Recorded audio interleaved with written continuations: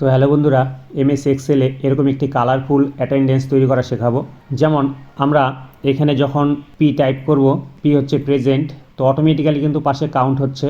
আর এ যখন টাইপ করব, এ হচ্ছে অ্যাবসেন্ট, তো এইগুলো কিন্তু কাউন্ট হবে না। যেমন এখানে পি টাইপ করব, অটোমেটিক্যালি এখানে কাউন্ট হচ্ছে। তো এরকম ফরম্যাটের একটি অ্যাটেন্ডেন্স তৈরি করা শেখাবো।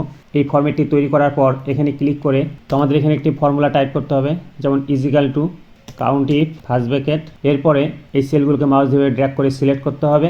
এরপর কমা টাইপ করে ডবল কোটেশানে পি টাইপ করতে হবে, ডবল কোটেশান ক্লোজ করতে হবে। এরপর ব্র্যাকেট ক্লোজ করে এন্টার টাইপ করতে হবে। এরপর এই সেলটিতে ক্লিক করে ফিল হ্যান্ডেলে ধরে এভাবে আমাদের নিচের দিকে ড্র্যাগ করতে হবে। এবার আমরা যখনই পি টাইপ করব, তো পিগুলো কিন্তু অটোমেটিক্যালি এখানে কাউন্ট হবে। আর এখানে যে কালার হচ্ছে, সেই কালারটি আমি কিভাবে করতে হবে সেটি দেখাচ্ছি। তো তার জন্য আমাদের এই সেলগুলোকে মাউস দিয়ে সিলেক্ট করতে হবে। সিলেক্ট করার পর এবার আমরা কিবোর্ডের অল কি টাইপ করে HLHT টাইপ করতে হবে, তাহলে এরকম একটি উইন্ডো ওপেন হবে।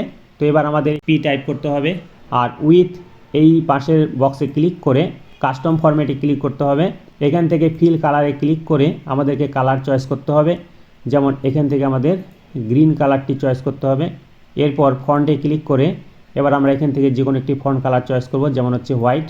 এরপর ওকে অপশানে ক্লিক করতে হবে, এরপর ওকে অপশানে ক্লিক করতে হবে। তো সেম আমাদের আরেকবার করতে হবে।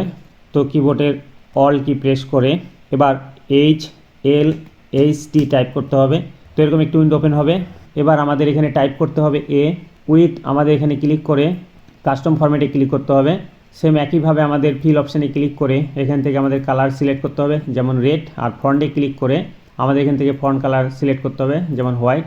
এবার ওকে অপশানে ক্লিক করতে হবে, আর ওকে অপশানে ক্লিক করতে হবে। এরপর যখনই আমরা এখানে এ টাইপ করব, অটোমেটিক্যালি কিন্তু কালার আসবে।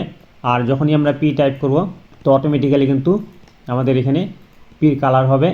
আর পাশে কিন্তু অটোমেটিক্যালি এখানে কিন্তু কাউন্ট হচ্ছে, যেমন এখানে পি হচ্ছে 4। তো এইভাবে আমরা খুব সহজেই অ্যাটেন্ডেন্স শিট তৈরি করতে পারি। তো ভিডিওটি ভালো লাগলে অবশ্যই একটি লাইক কমেন্ট করবে। তো তোমরা সবাই খুব ভালো থেকো। Thank you.